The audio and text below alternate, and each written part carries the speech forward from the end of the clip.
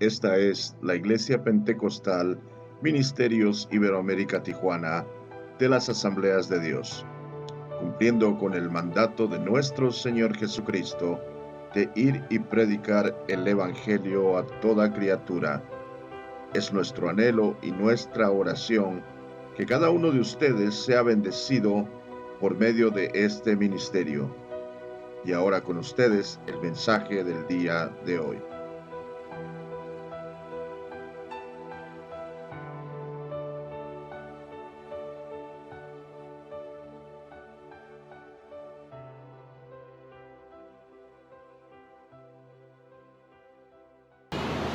La desobediencia del hombre, parte 2. Amén. ¿Estamos aquí? Amén, hermano. Génesis capítulo 3, verso 14 dice, saque su Biblia, ¿ya está listo? Génesis capítulo 3, verso 14 dice la palabra del Señor. Y Jehová Dios dijo a la serpiente, por cuanto esto hiciste, maldita serás entre todas las bestias y entre todos los animales del campo. Sobre tu pecho andarás y polvo comerás todos los días de tu vida. Recordemos, hermanos, que la serpiente antigua fue solo un instrumento usado por Satanás. Mas, sin embargo, eso no la excluyó de recibir castigo de parte de Dios. Dios la maldijo. Y así es lo mismo con el ser humano, hermano, cuando permite que el diablo le use como instrumento. Igual también tiene sus consecuencias por dejarse usar por el diablo. Y no podemos pasar por alto el decir que no, una persona, aunque nosotros de vez en cuando las justificamos diciendo, es que no sabía, es que es nuevecito, es que no conoce mucho de la palabra, es que no ora mucho. Cuando una persona se deja usar por el diablo va a tener consecuencias, porque son tanto pequeños accidentes como accidentes fatales. Por ejemplo,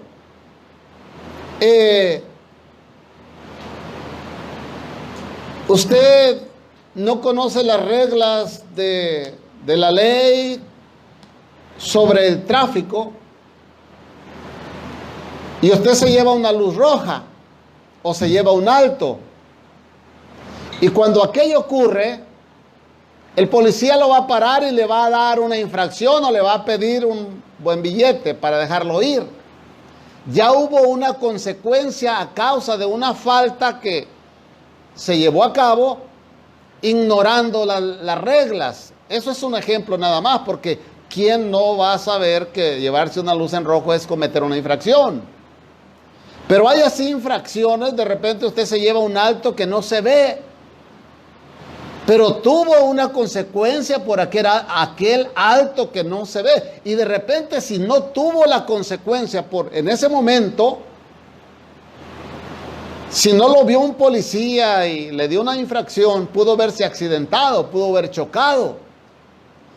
Y si no le pasó en esa ocasión, a la próxima vez se le puede hacer fácil y dice, al cabo, no pasa nada, como ahora es aquella típica palabra que los jóvenes tienen en su boca. No pasa nada. No pasa nada.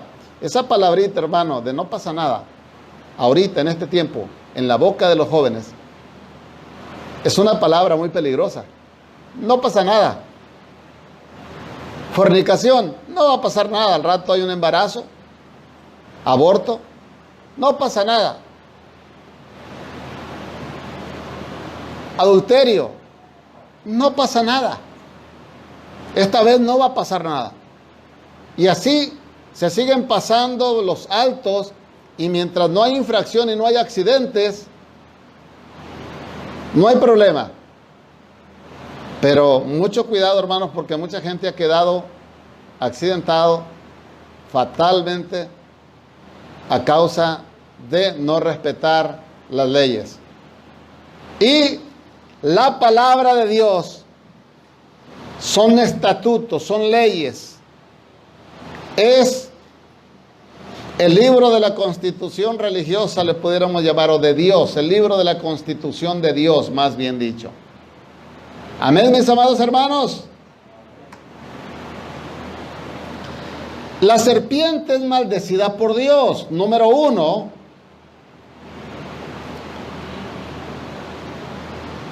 entre todas las bestias. Y una cosa son bestias y otra cosa son animales. Y fue maldita también entre todos los animales del campo. Mire, hermano, la serpiente es un reptil. Es un reptil sin extremidad de cuerpo, muy alargado, estrecho, con la cabeza aplastada, la boca grande y la piel escamosa. Eso es lo que es una serpiente. Ahora, en aquel tiempo no podemos decir que la serpiente fuera este tipo de animal como lo estamos describiendo ahora. En aquel tiempo podemos creer que la serpiente no se arrastraba.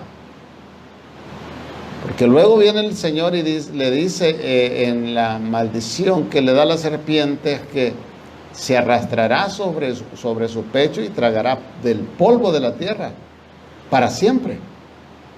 Entonces eso quiere decir que el animal posiblemente era un animal que caminaba con las dos patas o a lo mejor así como los cocodrilos. No sabemos cómo era el animal porque no se describe. Pero hubo maldición y fue maldecido. Ahora, muchos estudiosos pueden asumir exactamente cómo era el animal, pero en realidad, hermano, asumen, pero nunca tienen las bases correctas o las bases exactas, por lo cual no hay evidencia. Y se arrastra sobre su pecho. Ese fue el castigo para la serpiente por dejarse usar como instrumento de Satanás, hermanos. Es por eso que cuando una persona se deja usar por Satanás, también tiende a arrastrarse y a tragar polvo, mientras no se arrepiente del pecado. Suciedad. O sea, así es el diablo. El diablo es cochino. El diablo es sucio. Y creo que no es ofender mucho porque el diablo es un puerco. Eso, hermano, maldecirlo es lo que no es permitido por Dios, porque solamente Dios es el único que puede bendecir o maldecir. Pero el diablo es sucio. Los puercos son sucios. Así es que cuando el hombre, más cuando ya está en los caminos del Señor y se envuelve en el pecado, se deja usar como instrumento de Satanás, tiende también a arrastrarse. Porque el diablo allá lo lleva a arrastrarse como serpiente. Porque está haciendo daño. Porque se está dejando usar como instrumento. ¿Cuántas personas, hermano, en las iglesias no hacen daño a otros hermanos, a los pastores, a los vecinos, a los compañeros de trabajo incrédulos que no conocen de la palabra? Y eso, aunque esta palabra me la vetaron, es una vergüenza. Me vetaron esta palabra. Me dicen que esta palabra no se debería de decir. Que es una vergüenza. Pero es una vergüenza, hermano. No estoy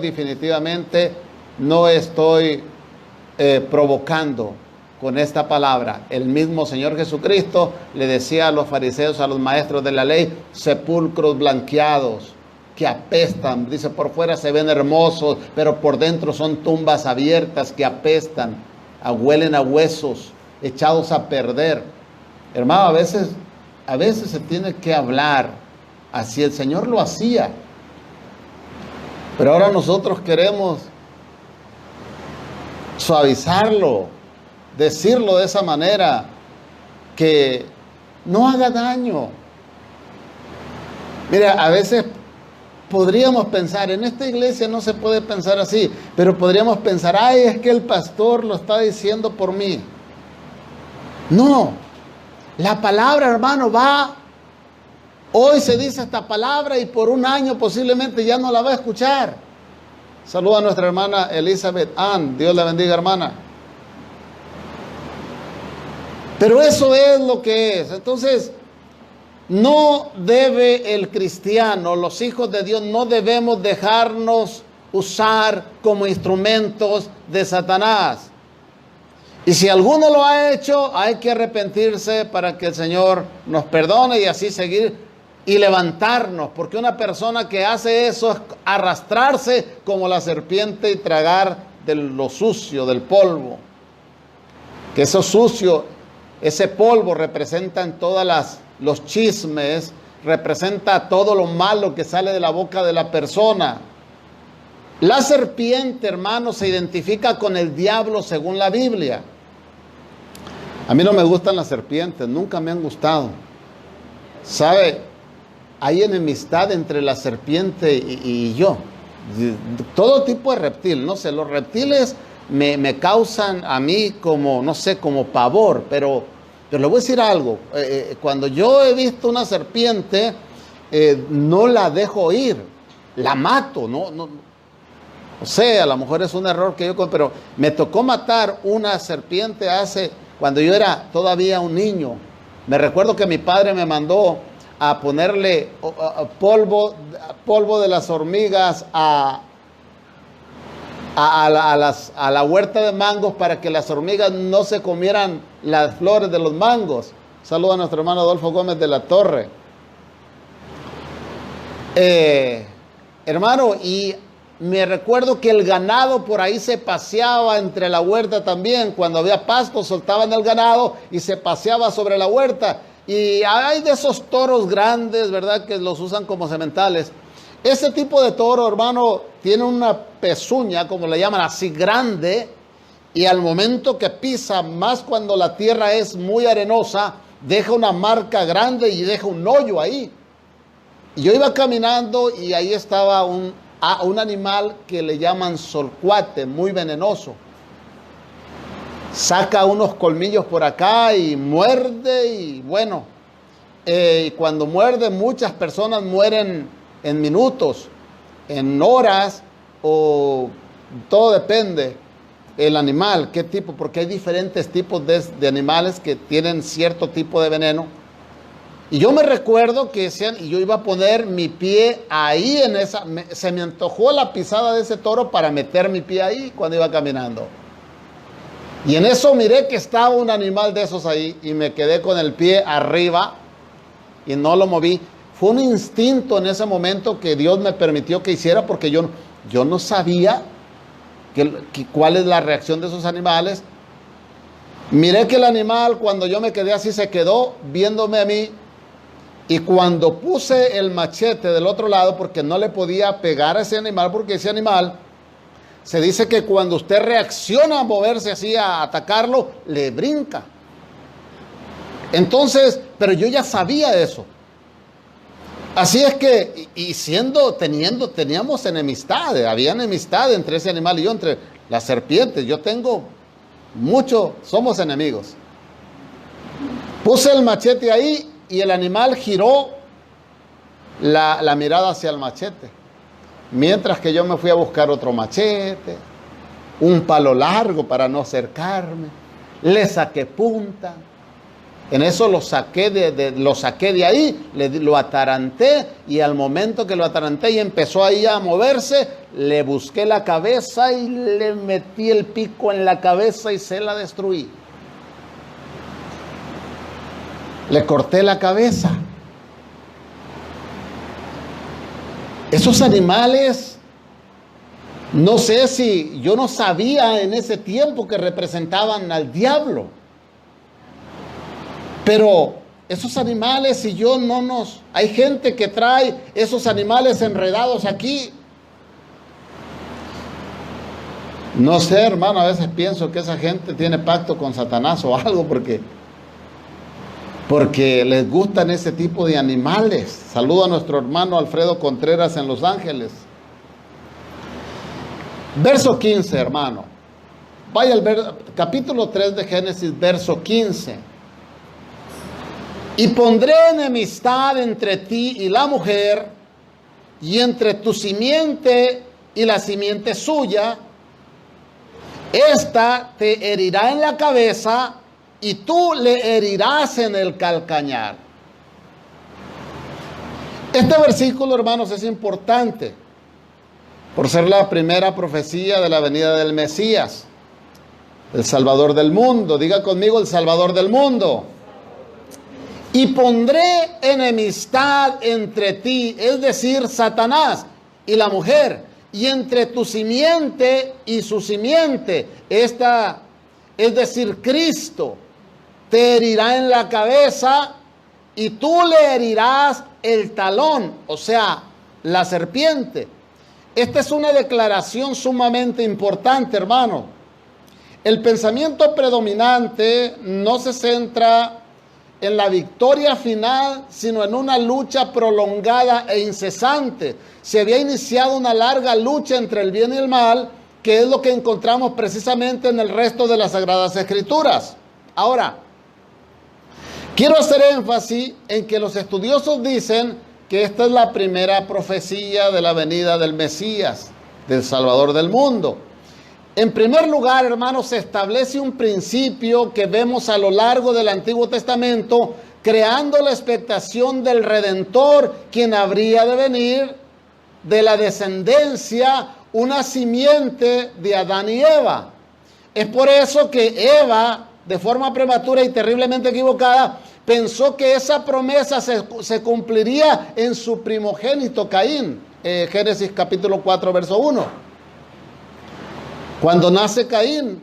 Ahora, porque Dios había, ya desde aquel tiempo del jardín del Edén, aunque muchos no lo entendían, pero ya el Señor ya tenía su plan.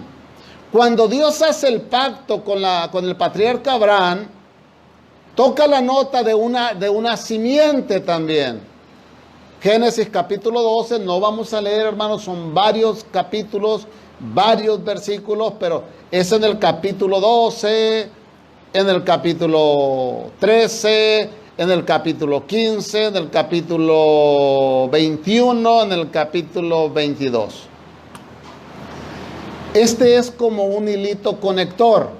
Ahora, cuando Adán y Eva no pudieron obedecer los términos del pacto de las obras, como lo dice Génesis capítulo 3, verso 6, Dios no les destruyó, sino que les reveló su pacto de gracia al prometerles un Salvador, como lo dice en Génesis capítulo 3, verso 5, un Salvador que restauraría el reino, el cual luego habría de ser destruido. Después debía de ser destruido. El método de la gracia, hermanos, fue costoso. Yo no sé si usted me está entendiendo, pero a lo mejor ahorita me va a entender bien. ¿Por qué fue costoso? Porque le costó la vida al Señor.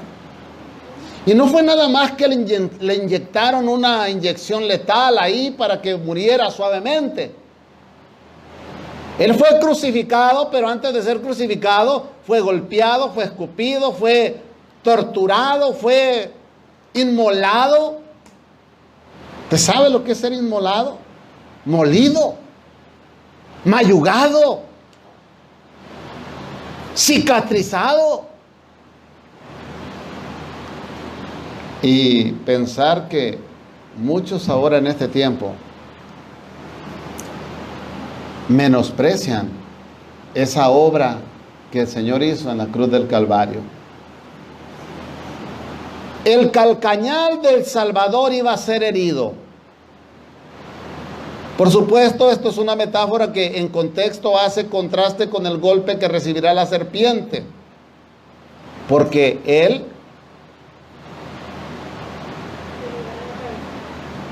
¿qué hizo? Le aplastó la cabeza. No es lo mismo el calcañal que la cabeza, aunque también, hermano, de inmediato se hace evidente lo que esto implica, el derramamiento de sangre de un sustituto. La serpiente solo hiere el calcañal, pero Cristo le aplasta la cabeza. Diga conmigo, Cristo le aplasta la cabeza. Hermano, hay que llenarse la boca. Porque que el calcañal fuera herido era profecía. Tenía que suceder. Tenía que pasar. Porque la herida en el calcañal significa la herida de la llevada de Jesucristo, de Jesús, a la cruz del Calvario. Y algo con lo que el diablo no contaba es con que después de aquella herida, él solo hiere el calcañal, pero aquel sustituto no se iba a quedar crucificado en la cruz, ni se iba a quedar sepultado en la tumba. Aquel sustituto resucitaría. Resucitaría. Quiero decirle algo en esta mañana, mi amado hermano, y aquellos que nos están viendo por medio de la página de Facebook, y aquellos que nos estén viendo también luego por medio de la página de YouTube, que Cristo no está muerto. Él resucitó. Amén. Él está vivo. Y ese es el Cristo que yo predico y no me canso de predicar. Es un Cristo que sana, un Cristo que salva, un Cristo que libera, rompe cadenas, rompe yugos.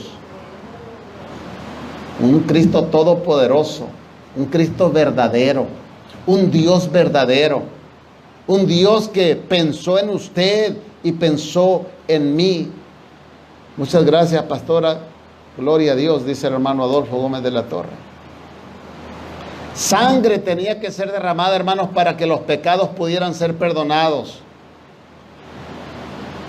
Algo que explica por qué es que la ofrenda de Abel, de los primogénitos de sus ovejas, es aceptada, que tiene que ver con la muerte de Jesucristo, pero también, no solamente eso, sino que la de Caín, que él lleva su ofrenda del fruto de la tierra,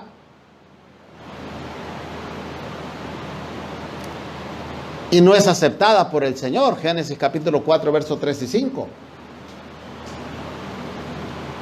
Porque fueron entregadas de diferente manera. No es lo que usted le ofrende a Dios, hermano. Es cómo se lo ofrenda. En Caín no había un buen corazón. La ofrenda de Caín era un compromiso de él. La ofrenda de Abel era voluntaria.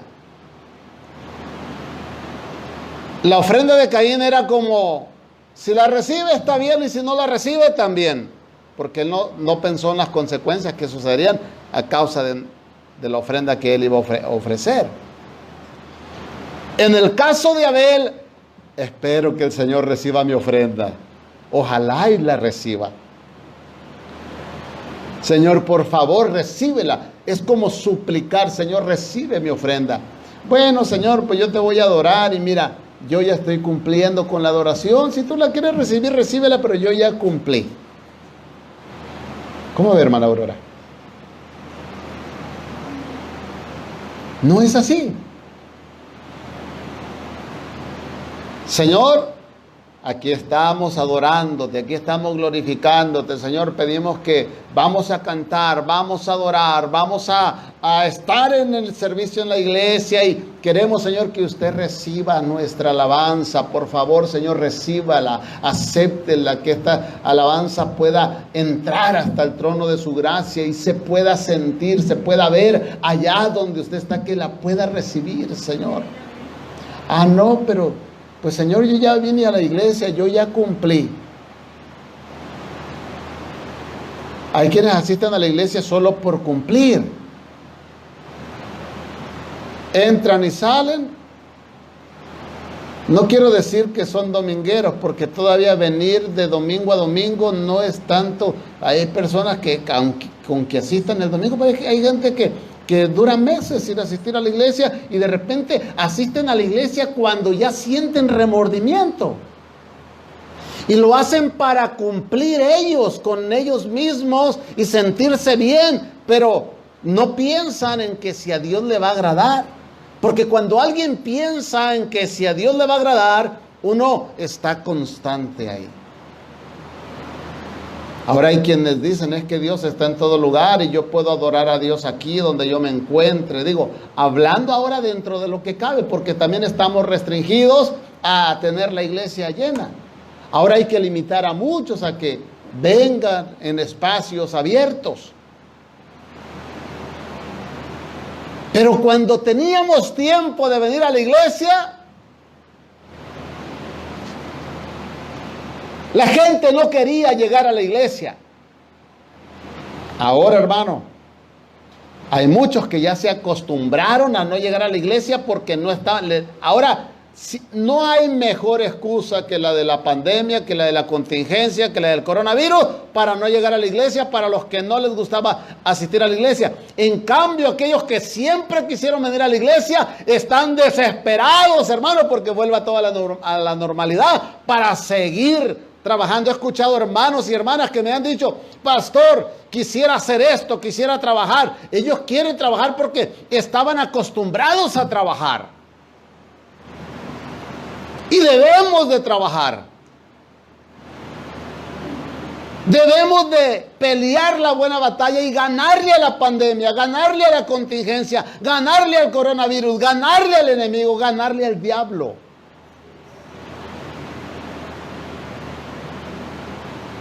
Él nos podrá azotar,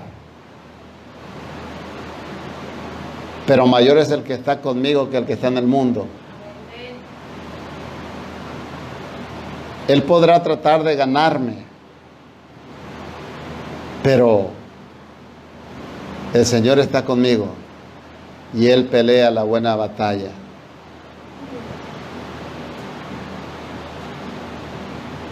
Así es que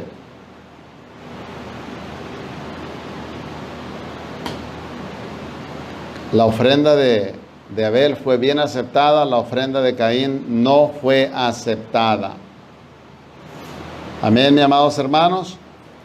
La forma ya está clara. Sin derramamiento de sangre no hay remisión de pecados. No hay perdón. Tenía que haber derramamiento de sangre. La serpiente es parte de lo que Dios había hecho. Pero ¿sabe qué fue lo triste? ¿Y qué es lo triste? Que ya no está en la condición en que Dios la hizo. Cuando el hombre nace, aunque nace en pecado, es como si naciera en el jardín del Edén, hermano, ya que nace inocente. La inocencia del hombre es como vivir en el jardín del Edén, porque ellos no saben lo bueno y lo malo cuando nacen, cuando es un bebito, cuando es un niño. Pero al pasar de los años, cuando ellos llegan a la adolescencia, aquel niño va ya dejando su inocencia y entra en la etapa de la conciencia, la cual le desacredita seguir viviendo en ese Edén, en ese jardín. Porque una vez que se le abre la conciencia y entra en el conocimiento del bien y del mal, es echado del jardín del Edén. Ahí es cuando el muchacho comienza a conocerse a sí mismo y a experimentar la vida en la carne. Ahora, note esto, hermano, mire. El peligro más grande para los muchachos es la edad de 12 a los 17 años, podríamos decirlo así. Cuando ya llegan a los 18 ya avanzaron mucho, pero cuando pasan los 18 todavía corren peligro hasta los 25. Y todavía conozco jóvenes que tienen 25 años, 28, 30 años y están pasando por situaciones como... Se me olvidan los nombres, pero me los voy a recordar ahorita.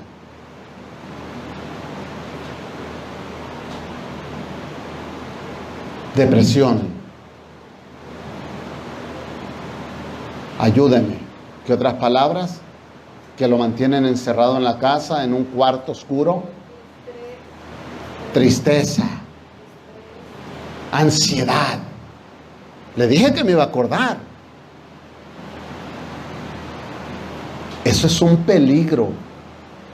28 años, 30 años, 40 años, gente con depresión, con ansiedad. Sara, Dios te bendiga, hija. Con ansiedades. tratando de suicidarse, porque el diablo les escuchan una voz que les dice, suicídate.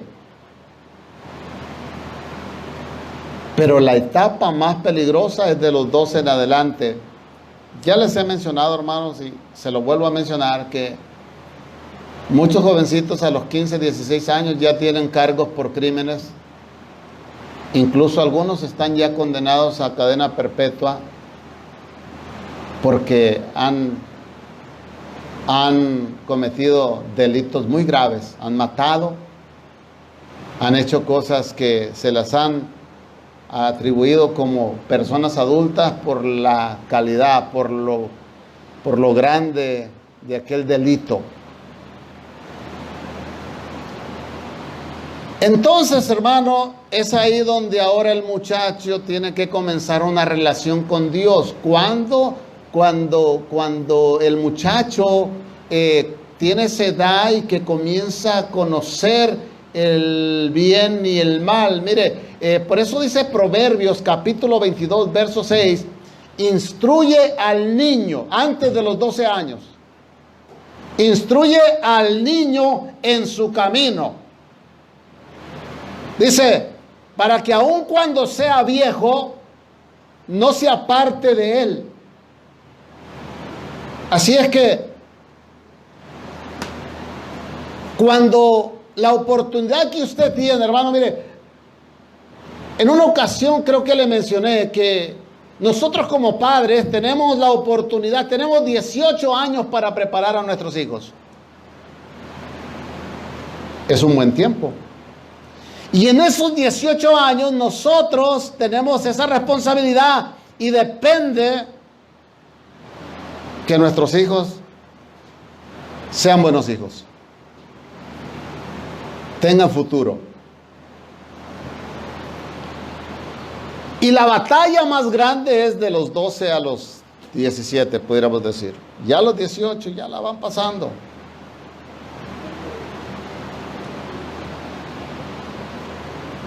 Esa es la edad cuando los muchachos, hermanos, la edad perfecta para que ellos tengan un encuentro con Jesús, aceptar a Jesucristo como su Salvador personal, ya que ahora está en la condición de conocer el bien y el mal, y qué mejor que conozca el bien y no conozca el mal. Ahora, sabe lo que es estar en ese tiempo. En este tiempo él ya sabe lo que es estar desnudo, él ya sabe lo que es mentir, él ya sabe lo que es robar, él ya sabe lo que es la fornicación, el adulterio, él ya sabe todo eso a esa edad. Entonces, si usted descuida a sus hijos en esa edad,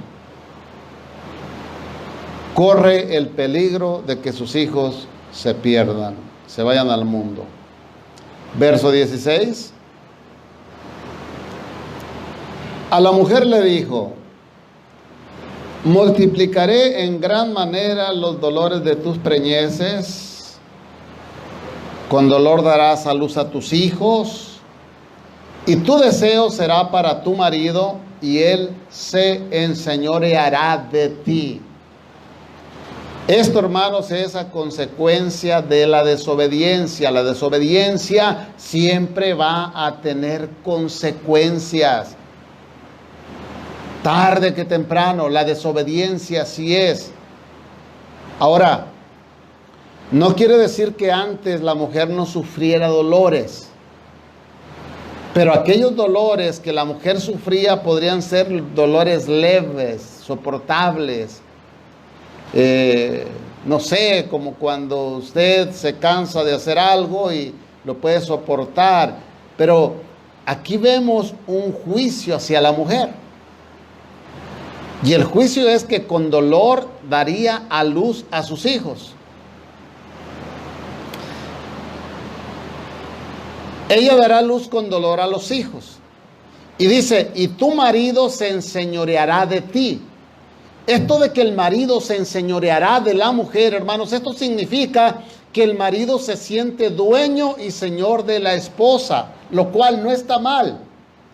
Porque si un marido se siente así con la esposa, quiere decir que también es responsable,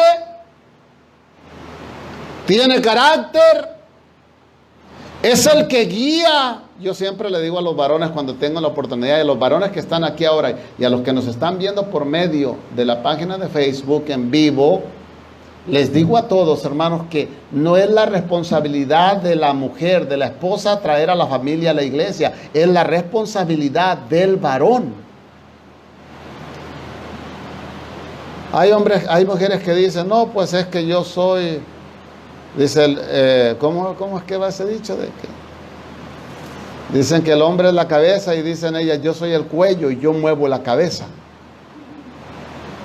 No, a veces no les queda decir otra cosa, porque ellas, en verdad, ellas tienen que mover la cabeza porque la cabeza no se mueve. Y es la cabeza la que se tiene que mover.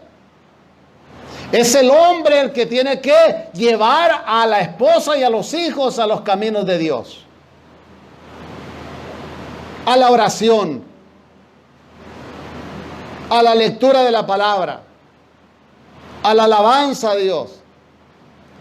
Eso es lo que significa ser dueño y señor de la esposa, ser cabeza de hogar, no maltratarla y decir, no, esta palabra, hermano, para que me entiendan mejor, no es ser machista. Creo que me va a entender mejor así. No es para identificar a un machista el ser dueño y señor de la esposa, porque la palabra del Señor dice, habla a ambos. Que también la esposa tiene autoridad sobre el cuerpo del esposo.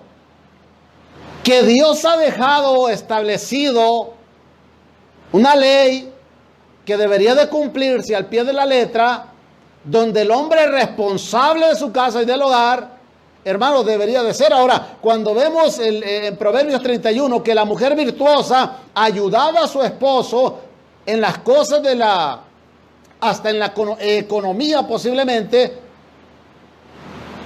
pero la mujer, hermano, en realidad no es para que esté trabajando en un lugar secular. La responsabilidad del hombre es mantener a la familia completamente junto con la esposa. Dependiendo, siempre menciono dependiendo la condición de cada persona, porque también hay condiciones que cada persona vive. Por ejemplo, un padre que está enfermo, que no puede trabajar, que a la esposa no le queda nada más que trabajar.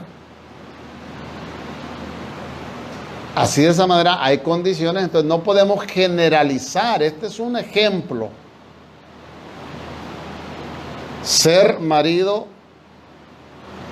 y sentirse dueño y señor de la esposa trae una gran responsabilidad, hermano. Y ya vamos a terminar. Verso 17 al 19. Y al hombre dijo, por cuanto obedeciste a la voz de tu mujer y comiste del árbol de que te mandé diciendo, no comerás de él, maldita será la tierra por tu causa. ¿Por la causa de quién? Por la causa del hombre. Con dolor comerás de ella todos los días de tu vida. Espinos y cardos te producirá y comerás plantas del campo. Cuando tenían, hermanos, todo en el jardín del Edén, frutita, no sé qué tantas plantas había ahí, pero lo que había ahí era bueno. Pero ahora el Señor le dice que le producirá espinos y cardos la tierra y comerá plantas del campo. Con el sudor de tu rostro comerás el pan hasta que vuelvas a la tierra, porque de ella fuiste tomada, pues polvo eres y al polvo volverás. Hermano, quiero un poquito ahí regresar. Mire, dice que con el sudor de tu rostro comerás el pan hasta que vuelvas a la tierra. O sea, para siempre, hasta que mueras, para que me entiendas. Porque fuimos sacados de la tierra, fuimos tomados de la tierra, fuimos tomados del polvo y al polvo vamos a volver. No hay mucho problema. A veces hay personas que dicen es pecado, no es pecado el incinerar, se dice, ¿verdad?, a las personas. ¿Qué pasa en ese aspecto? Que, hermano, el cuerpo a final de cuentas se va a hacer. Lo que hagan con el cuerpo de uno ya a final de cuentas no importa. Porque a final de cuentas, cuando Cristo venga, dice la palabra que del polvo de donde esté, de ahí me levantará. ¿Y por qué le dice polvo? Porque al polvo es que vamos a regresar. Ya el cuerpo no siente, aquel cuerpo que ahora usted mira que se mueve, solo va a ser un recuerdo para los seres humanos. Ay, mira, me acuerdo del pastor. Mira, me acuerdo del hermanito, de la hermanita, me lo recuerdo. Y hasta van a hacer comentarios unos con otros de los recuerdos de algún hermano, como ya los hemos hecho anteriormente de hermanos que se nos han adelantado, hermano. A nosotros, porque a Dios no se le adelanta a nadie. Y así de esa manera, mi amado hermano, es que cuando aquello suceda, pues va a haber comentarios. Ahora, dice la palabra del Señor que la tierra fue maldecida por la desobediencia del hombre. Y a causa de la maldición de la tierra produjo espinos y cardos. El espino, hermano, es una hierba que crece en su naturaleza hasta 2 metros de altura, pero leyendo por ahí un poquito, dice que hay espinos que crecen hasta 10 metros con unos palos duros. Pero me quise quedar yo con la de 2 metros porque es hierba más pequeña y como que yo quiero pensar que ese tipo de espino es el que producía la tierra aquella en castigo en aquella ocasión. Entonces,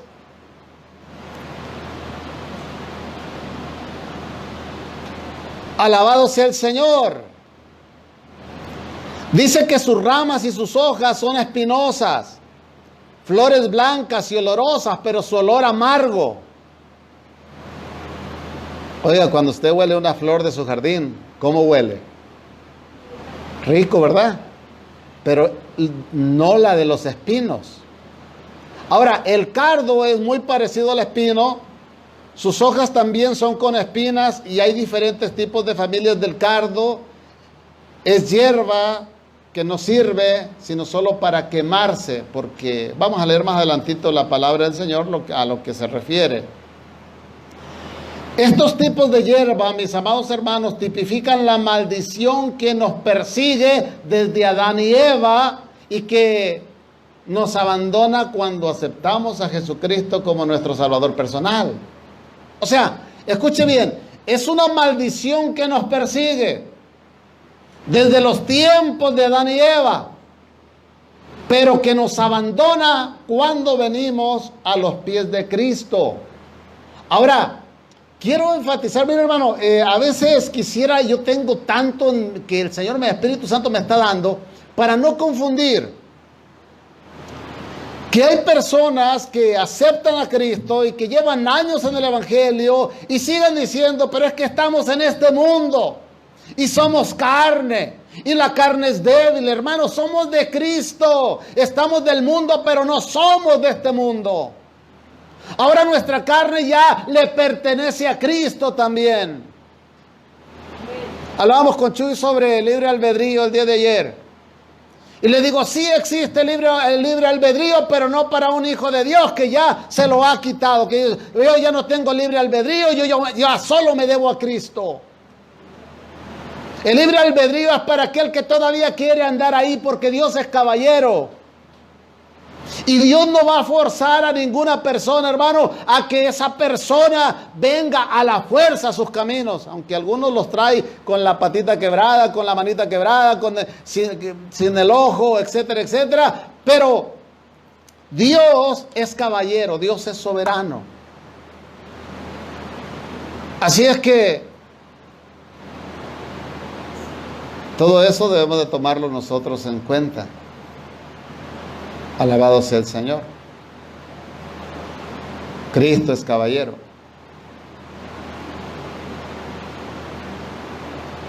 El trigo representa a los hijos de Dios. Y los espinos y cardos representan a los hijos del diablo. ¿Saben, hermano, que Ya a mí en alguna ocasión o dos ocasiones hay personas que me han dicho, pastor, no diga hijos del diablo. Es que no se le dice hijo del diablo a los hijos de Dios, se le dice hijos del diablo a los hijos del diablo. Porque mientras una persona anda en la mentira y anda allá en lo que el mundo ofrece, pues ¿de quién son hijos, hermano? ¿Del mundo? Vamos a decir hijos del mundo para que no se escuche el nombre del diablo. Son hijos del diablo. Los que andan pecando, los que andan adulterando, los que andan en el chisme, los que andan secuestrando, los que andan en el narcotráfico y todo ese tipo de personas. Porque al diablo es a quien le sirven y hacen hasta pactos satánicos con su padre el diablo porque lo tienen como padre y ellos creen que él les ayuda. Y cuando les ofreces a Dios, te dicen que no, yo ya tengo un Dios y es el diablo. Ellos mismos lo dicen, hasta los vas a ofender si les dices tú que quieres traerlos a los pies de Cristo, mientras ellos no estén preparados o no sea el tiempo de ellos. Hay cristianos que han sido muertos en manos de personas así. Así es de que lo que es, hermano, y no es de otra manera, así se entiende más fácil. Amén. Los espinos entonces y los cardos representan a los hijos del diablo, pero serán arrancados y hechos en manojos y serán quemados. Dice Mateo capítulo 13, verso 24, hermano, dice, les refirió otra palabra diciendo, el reino de los cielos es semejante a un hombre que sembró buena semilla en su campo. Pero mientras dormían los hombres, vino su enemigo y sembró cizaña entre el trigo y se fue. Y cuando salió la hierba y dio fruto, entonces apareció también la cizaña. Diga conmigo, cizaña. Vinieron entonces los siervos del padre de familia y le dijeron, Señor, ¿no sembraste buena semilla en tu campo? ¿De dónde pues tienes cizaña?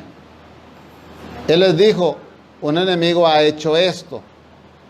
Y los siervos le dijeron, ¿quieres pues que vayamos y la arranquemos?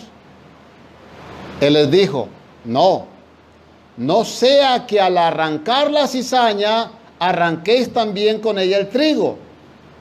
Dejad crecer juntamente lo uno con lo otro hasta la siega, o sea, hasta que Cristo venga.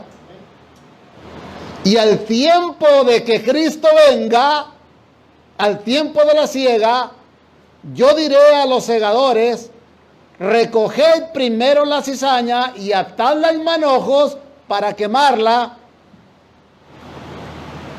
pero recoged el trigo en mi granero.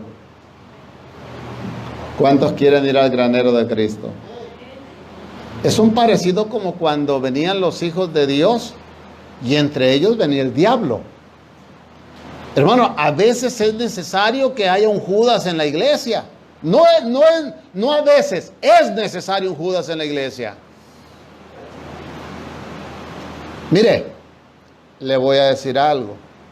Uno va aprendiendo conforme viene el tiempo pasando, conforme vamos evolucionando, conforme a lo que es sobrenatural, conforme vamos aprendiendo.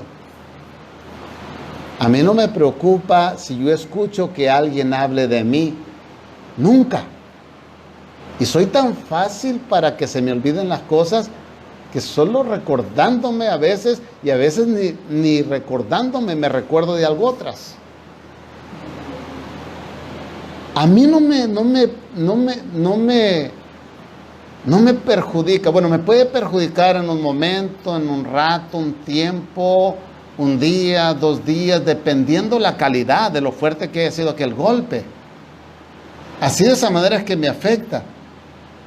Pero yo mi corazón, mi espíritu y mi alma no me permiten que yo odie a las personas, que porque una persona habló mal de mí, que porque dijo esto, que porque dijo lo otro, que que porque me robaron esto, que porque me quitaron algo. Me han dicho, se pasa de bueno porque a veces alguien me ha arrancado algo y no se lo he reclamado. Y yo siempre esa palabra de que se pasa de bueno la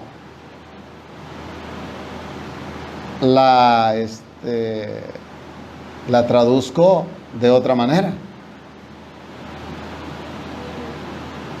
Porque, hermano, somos hijos de Dios. Y la palabra del Señor nos enseña que si te dieron en una mejilla, que le pongas la otra mejilla. Y no es literal, hermano. No es literal. O sea, no tiene que venir alguien y darte un golpe en la mejilla y tú ponerle la otra mejilla para que te dé el golpe literalmente. Estamos hablando de algo que tiene mucho que ver con las acciones de las personas, que hay gente que de repente hablaron de ti y tú quieres vengarte de esa persona, quieres reclamarle a esa persona, quieres pelear con esa persona. No hay necesidad. No hay necesidad. Yo puede ser que tengo enemigos, pero no por mí. O sea, son enemigos que me quieren hacer daño a mí, pero no por mí. O sea, es que, ¿cómo se puede decir la otra parte de que yo tengo enemigos, pero tengo enemigos, personas que quieren hacerme algo contra mí, pero yo no tengo nada contra ellos?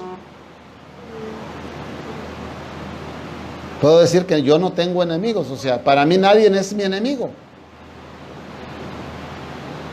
Porque, ¿sabe, hermano? Romanos capítulo 12 dice, si alguien me hace daño a mí, dice, mía es la venganza, yo pagaré, dice el Señor. Entonces yo no tengo por qué ensuciarme las manos. Yo no tengo por qué ensuciarme la mente, mi boca, mis oídos. No hay necesidad, porque Él es mi venganza. Salmo 23 dice, aderezas mesa delante de mí en presencia de mis angustiadores. No hay necesidad de hacer venganza, de tomar venganza por su propia cuenta. Y lo triste es, hermano, que dentro de las iglesias vemos esos problemas. No aquí en la iglesia Iberoamérica. Antes posiblemente teníamos más problemitas y todo, pero nos hemos venido, porque hemos venido aprendiendo y hemos venido madurando, no nos quedamos allá. Mire, lo malo en una iglesia es que ocurra algo y se queden siempre toda la vida en el mismo lugar. Nosotros hemos crecido. Y a veces es necesario pasar por situaciones para crecer, ¿sí o no? Bueno. Entonces, hermano, luego viene el castigo del trabajo. Aunque ahora muchos decimos que el trabajo es muy bueno, antes, hermanos, no se necesitaba hacer nada para tener derecho a algo. Para tener derecho a un platillo de comida. Digo de frutas, porque me imagino que eran frutas, eran verduras, Ahora con el sudor de su rostro, dice la palabra. Pablo dijo a la iglesia de Tesalónica, en 2 de Tesalonicenses, dice, si alguno no quiere trabajar, tampoco coma. Eso es lo que dice la palabra. Ahora, hay que sudar para poder comer, pero si en el jardín del Edén, hermanos, no había necesidad de nada de eso. Pero la serpiente era astuta.